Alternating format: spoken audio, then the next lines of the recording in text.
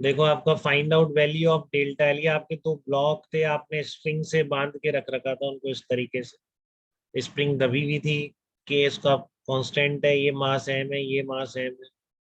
ठीक है, तो find out value of delta L, initial compression of the spring, initial compression spring का कितना होगा, for which the lower cube will just bounce up after the thread has been burn through, जैसे ये जल गई एकदम से।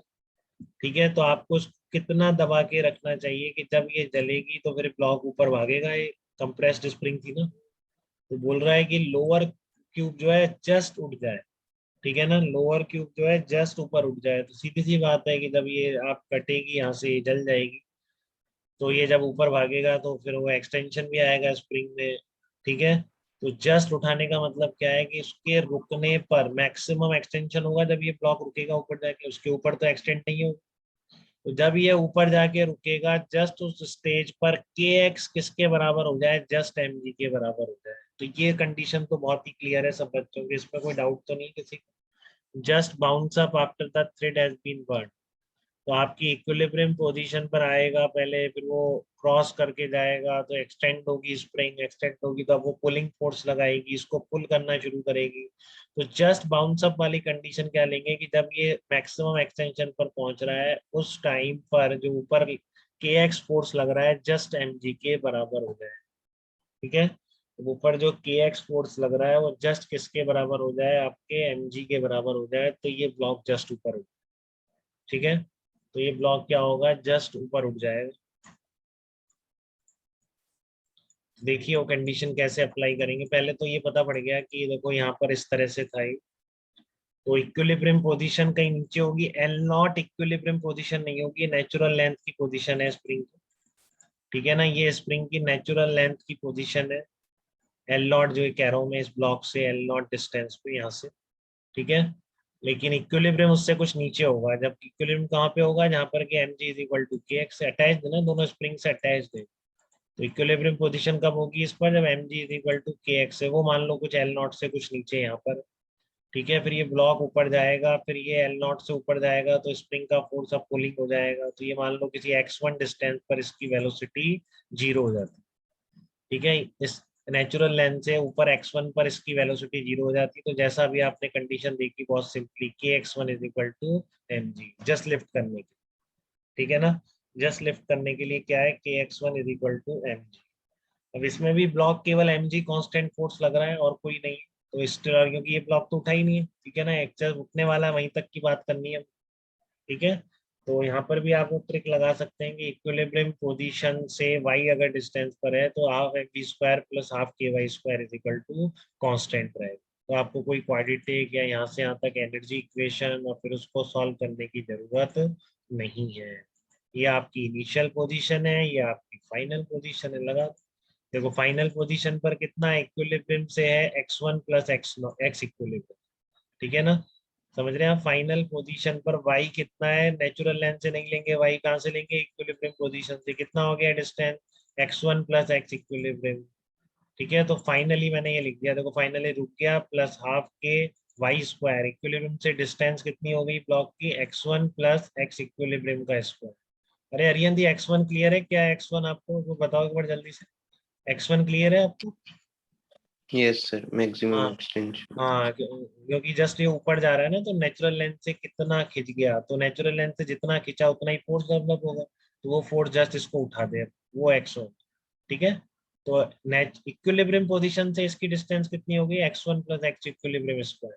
और जब आपने यहाँ से रिलीज किया था, देखो वी को लाना ही नहीं, वी है ही नहीं दोनों जगह, कितना सिंपल हो रहा है। ठीक है, वी है ही नहीं यहाँ पे, जस्ट आपने रिलीज, यहाँ से रिलीज हुआ है, स्टार्ट करिए मोशन, तो यहाँ पे भी जीरो है। बस यहाँ पे इक्विलिब्रियम पोजीशन से कितना दबा हुआ है, अगर ये आपका एक्स नॉट है, ठीक है ना, तो यहाँ पर कितना है, x not minus x equilibrium, x not ही निकालना है आपको कि कितनी स्प्रिंग कंप्रेस्ड है टोटल, ये तो एक्स नॉट ही तो निकालना था कि कितना इसको दबा के रखा जाए, तो एक्स नॉट निकालना है, तो आपने बस वाई देख लिया ढंग से एक बार, बस क्वेश्चन खत्म हो गया, आप क्या करोगे, सॉल्व कर लो, करते जाओ। ठीक है ना, आप सिंपल है, वो भी बचा ही नहीं, x one plus two x equilibrium, x one और एक्स इक्विलिब्रियम दोनों क्लियर है आपको, एक्स इक्विलिब्रियम भी कितना है यहाँ पर, ब्लॉक अलग अलग होते तो अलग अलग आ जाते हैं, सेम है इसलिए सेम आ रहा है। देखो एक्स इक्विलिब्रियम भी mg/k, x1 भी mg/k है, तो एक ही लाइन में आ गया 3 mg/k। ठीक है ना, एक ही लाइन में प्रॉब्लम आ गई आपकी 3 mg/k। बोलिए क्लियर है क्या सबको, डाउट तो नहीं है? y1 y2 ध्यान से रखते हैं, ध्यान रखो बस y1 क्या है, y1 y2 इक्विलिब्रियम पोजीशन से ले। ठीक है, और कभी भी इसको इक्विलिब्रियम मत समझो, इसमें ये नेचुरल लेंथ है यहाँ तक स्प्रिंग, इससे कुछ दबी रहेगी इक्विलिब्रियम में, तब वो mg को बैलेंस कर पाएगी, वो इक्विलिब्रियम। तो इक्विलिब्रियम से इधर कितना गया है y1, इधर कितना था y2, बस इसमें तो जीरो ही है दोनों जगह। तो half k y1 square equals to half k y2 square, k/2 भी कट गया। ठीक है, सिंपल सा ही है। ठीक है, सर हाँ बताओ बेटा। x1 और x इक्विलिब्रियम तो सेम होंगे ना?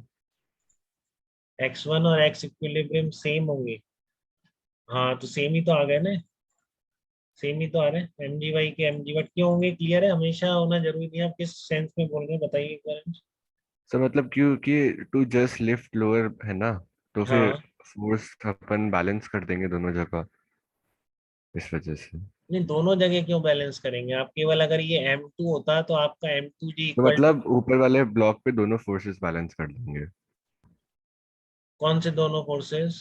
स्प्रिंग फोर्स और ग्रेविटी। हाँ, तो वो x इक्विलिब्रियम आएगा। अगर ये ब्लॉक m1 होता तो वो m1g/k आ जाता। ठीक है, हाँ सर। और हाँ अगर ये m2 होता तो ये m2g/k आ जाता। अभी यहाँ पे इत्तेफाक से दोनों मास सेम है, इसलिए वो बराबर आ रहा है। कोई जनरल से रूल नहीं है कि हमेशा दोनों बराबर। क्लियर है बेटा? तो जस्ट इसलिए सेम आ गए हैं एक्स इक्विलिब्रियम और x1, क्योंकि दोनों मासेस सेम हो गए। बताइए अंश। Okay sir. ठीक है ना, आप शायद हम्म। गलत सेंस में बोल रहे थे, मुझे ऐसा लगा। ऐसा ही था सर मतलब आपने एक नीचे वाले ब्लॉक पे लिया है क्या? बेटा, उसको लिफ्ट करना है तो उसी पे ही तो होना चाहिए ना, वही तो कह रहा हूँ मैं। जब ये यहाँ पे नेचुरल लेंथ क्रॉस करके ऊपर जा रहा है, तो आपको इसने कहा है ना कि ये ब्लॉक जस्ट लिफ्ट हो जाए। तो जस्ट लिफ्ट होने का मतलब क्या है कि जब ये एक्सट्रीम पर पहुंचे पहुंचे तब एक्सटेंशन इतना अच्छा। हो कि mg को उठा। ओके सर, अब समझ गया। हाँ। हाँ, ठीक है ना, आप गलत सेंस में बोल रहे हैं। ये अब वही मैं बात। गलत समझ रहा था क्वेश्चन को। हाँ, के x1 is equal to mg है, और जब एक्सट्रीम और उसकी इक्विलिब्रियम पोजीशन तो ऊपर वाले ब्लॉक की निकाल रहे हो, तो ऊपर वाले पर फोर्स बैलेंसिंग। ठीक है, यस सर। और कोई डाउट बेटा किसी का इस प्रॉब्लम?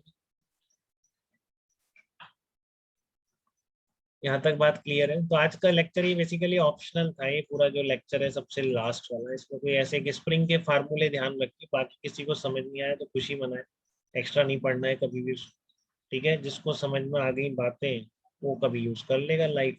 ठीक है, जिसको समझ नहीं आई उसको ऐसा नहीं कि इसके बिना कुछ है ही।